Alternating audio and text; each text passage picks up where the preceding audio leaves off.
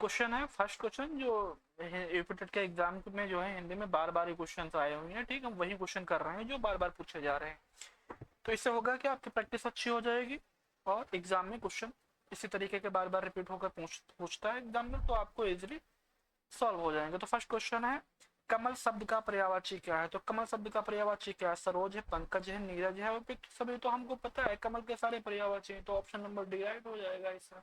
Question number 2 है हाँ अंधे के हाथ बटेर लगना। अंधे के हाथ बटेर लगना मतलब क्या होता है? अचानक से हमें कुछ मिल जाना, यानी अचानक लाभ हो जाना। तो ऑप्शन नंबर बी राइट हो जाएगा। इसके बाद अगर हम देखते हैं नेक्स्ट क्वेश्चन, क्वेश्चन नंबर 3 आएगा रामचरितमानस के रचयिता कौन है। तो रामचरितमानस के रचयिता कौन है? तुलसीदास है, सूरदास है, कबीर दास है। तो हमें पता है तुलसीदास है, तो Tulsidas option number C right हो जाएगा। इसके बाद नेक्स्ट क्वेश्चन है जो कभी ना मरे। जो कभी ना मरे के लिए एक शब्द बताना है। तो जो कभी ना मरे क्या हो? अमर होगा, अजर होगा, अमिट होगा, अच्छे होगा। तो जो कभी ना मरे वो अमर हो जाएगा। ऑप्शन नंबर ए राइट हो जाएगा। ये सारे क्वेश्चन आए हुए हैं रिपीटेड में, और एक बार नहीं कई कई बार आए हैं, वही क्वेश्चन मैं ला रहा हूँ यहाँ पर ढूंढ ढांड के। ठीक है, नेक्स्ट क्वेश्चन है पुस्तक शब्द का लिंक क्या है। तो पुस्तक क्या है? जैसे मेरी पुस्तक, एक सेंटेंस बना लो शब्द को लेकर, को पता चल जाएगा कौन सा लिंग है। तो हमें पता है मेरी पुस्तक यानी क्या है? स्त्रीलिंग आ गया, स्त्रीलिंग आ गया। फिर नेक्स्ट क्वेश्चन है गगन का पर्यायवाची क्या है। तो धरती है, आकाश है, समुद्र है, पवन है। तो गगन और आकाश एक ही होते हैं, यानी पर्यायवाची है। पर्यायवाची का मतलब एक जैसे। इसके बाद आता है जलज शब्द का अर्थ क्या है। तो जलज शब्द का अर्थ क्या है? जल में रहने वाला, जल से उत्पन्न, जल पीने वाला, जल देने वाला। तो जलज शब्द का अर्थ होता है जल से जो उत्पन्न होता है उसको कहते हैं जलज। ठीक है, इसके बाद है निराश। निराश का विलोम शब्द क्या है? तो निराश क्या है? दुखी, आशावान, और नेक्स्ट है क्रोधित और प्रसन्न। तो इसमें क्या आशावान हो जाएगा, जो विलोम बताना है, यानी जस्ट अपोज बता देना है ना। ठीक है, इसके बाद नेक्स्ट क्वेश्चन है दूसरों का उपकार करे उसे क्या कहते हैं। जो दूसरों का उपकार करे हम उसको परोपकारी कहते हैं। ठीक है, ये नंबर इजी सा क्वेश्चन था। इसके बाद हम नेक्स्ट क्वेश्चन करेंगे कविता शब्द किस संज्ञा का उदाहरण है। तो कविता कैसी है? व्यक्तिवाचक है, जातिवाचक है, भाववाचक है या द्रव्यवाचक है। तो ऑप्शन नंबर सी राइट हो जाएगा, इसमें भाववाचक हो जाएगा। ठीक है, इसके बाद में हाथ पैर फूलना मुहावरे का अर्थ क्या है। जब हाथ पैर फूल जाए, यानी हम बहुत जब डर जाते हैं ना, घबराहट आ जाती है, अचानक से कोई चीज हमारे सामने आए तो हमारे हाथ पैर फूलने लगते हैं, वही है हाथ पैर फूलना का मतलब क्या होता है? खुश होना, घबरा जाना, दौड़ना, बीमार होना। तो इसमें क्या हो जाएगा? घबरा जाना। ठीक है, इसके बाद विद्यार्थी शब्द में कौन सा प्रत्यय है। तो विद्यार्थी शब्द में कौन सा प्रत्यय है? ई है, आर्थी है, थी है या आर्थी है। ठीक है, तो ऑप्शन नंबर ए राइट होगा, विद्यार्थी थी। ठीक है, इसके नंबर क्वेश्चन नंबर 13 सूरदास किस काल के कवि हैं। सूरदास किस काल के कवि हैं? आदिकाल के, भक्ति काल के, और रीत काल के, आधुनिक काल के।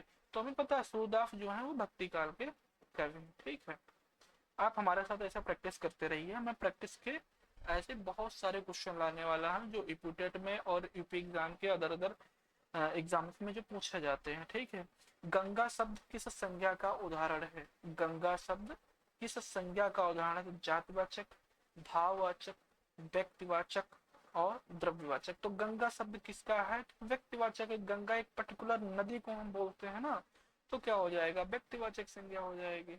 अगर केवल नदी होता है यहाँ पर तो वो क्या हो जाता है? वो जातवाचक संज्ञा हो जाती। इसके बाद है दूध की जला छाछ भी फूंक फूंक कर पीता है लोग। लोक्ति का अर्थ बताना है। दूध का जो जला है छाछ भी फूंक फूंक कर पीता है मतलब क्या है? डरपोक होना, अनुभव के कारण सावधानी बरतना। ऑप्शन नंबर बी राइट हो जाएगा इसमें। ठीक है, तो ऑप्शन नंबर बी राइट हो जाएगा इसमें। इसके बाद आंखों का तारा। आंखों का तारा तो बहुत इजी है, यानी बहुत जो प्रिय प्रिय होता है उसको हम बोल देते हैं आंखों का तारा होना। ऑप्शन नंबर ए राइट हो जाएगा इसमें। इसके बाद जिसका कोई शत्रु ना हो उसके लिए क्या शब्द है। जिसका कोई शत्रु ना हो उसको हम बोलते हैं अजात शत्रु। तो ऑप्शन नंबर ए राइट हो जाएगा। ठीक है, इसके बाद आता है क्वेश्चन नंबर सागर का पर्यायवाची शब्द क्या है। तो पर्यायवाची शब्द हमें बताना है, मतलब सेम बताना है। तो सागर का क्या हो जाएगा? सिंधु, पवन, गगन, धरा तो क्या हो जाएगा, सिंध हो जाएगा, सिंध को ही सागर कहते हैं। ठीक है, दिन का विलोम शब्द क्या होगा, हमें पता है रात हो जाएगी, तो रात हो गया। इसमें 2017 में क्वेश्चन आया हुआ है। इसके बाद है घर का भेदी लंका ढाए, लोकगीत का अर्थ क्या है, इजी सा क्वेश्चन है। ठीक, 2021 में क्वेश्चन आया हुआ है, यानी दूसरों की सहायता करना, अपनों द्वारा हानि पहुंचाना। ठीक है, बी नंबर ऑप्शन राइट होगा। बालक शब्द का स्त्रीलिंग रूप क्या है, बालक, बाला, बालक का आप स्त्रीलिंग क्या बनाओगे, बालिका बनाओगे, बाली बनाओगे, बाला बनाओगे, बालिनी बनाओगे, तो हमें पता है बालिका होगा, बालक का बालिका हो जाएगा, ऑप्शन नंबर बी राइट हो जाएगा। इसके बाद पंकज शब्द का अर्थ है, पंकज किस, कमल का पर्यायवाची, चंद्रमा, सूर्य और सुमन, तो हमें पता है पंकज को क्या बोलते हैं, कमल बोलते हैं, तो ऑप्शन नंबर ए राइट हो जाएगा। इसके बाद हम आते हैं, विद्या शब्द किस संज्ञा का उदाहरण है, विद्या शब्द तो व्यक्तिवाचक संज्ञा है, जातवाचक संज्ञा है, भाववाचक संज्ञा है, द्रव्यवाचक संज्ञा है, तो कैसी संज्ञा है, भाववाचक संज्ञा है, विद्या कैसी है, भाववाचक संज्ञा है। ठीक है, नेक्स्ट क्वेश्चन है नाक कटाना, नाक कटाना मुहावरे का अर्थ बताना है, तो घायल होना, अपमानित होना, क्रोधित होना, बीमार होना, तो हमें पता है नाक कटाने का मुहावरा का अर्थ हो जाएगा अपमानित होना।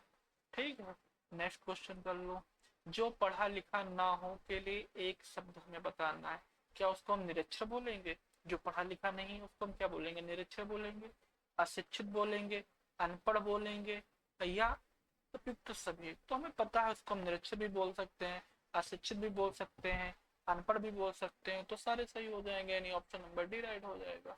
बस कंप्लीट हो गया, बाय।